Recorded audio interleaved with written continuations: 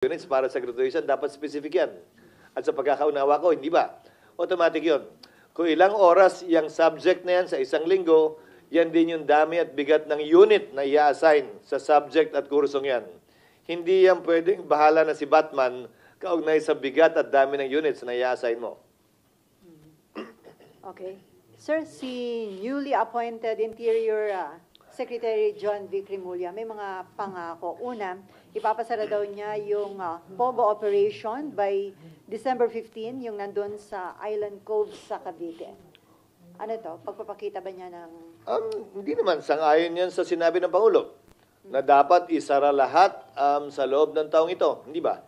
At yung POGO sa Island Cove ay isa sa mga legal na POGO na may lisensya mula sa PAGCOR na valid hanggang sinabi ng Pangulong iba na ang POGO.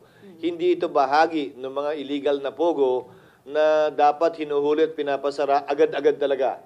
Ito'y bahagi ng humigit kumulang 48 kung hindi ako nagkakamali, ng legal na POGO na may subsisting license mula sa PAGCOR para mag-operate.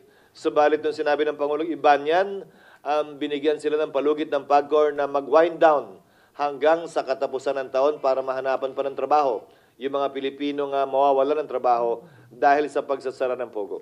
So indication yun, walang sacred cow pagdating kay Remulla, considering na yung Island Cove dating pagmamayari ng mga Remulla? Well, hindi na nga sa kanila yun eh. So wala naman silang kailangan timbangin pa ron. Nabenta na nila eh.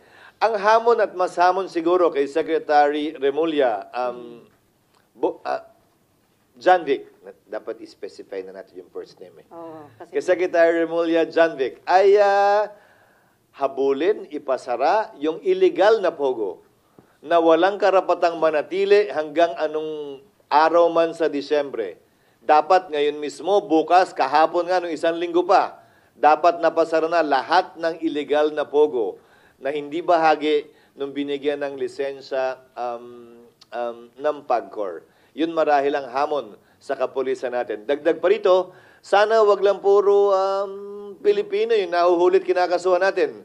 Nais ko makita yung mga mastermind mula sa China o mga Chinese nationals na di umano mastermind nito na makasuhan, mahuli at makulong.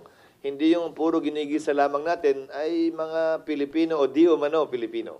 Pero sir, doon sa ginagawang executive session, are you hoping na makukuha ng Committee on Women sino yung mga mastermind dun sa mga ni-raid na illegal POGO? Sana, yun ang hiniling ko sa aking mga kasamahan na wag lang naman puro mga Pilipino ang ating iniipit at kinakasuhan. Sana yung mga mastermind, utak, nasa likod at financier ng POGO, illegal na POGO, ay tunay nga madala natin sa hustisya.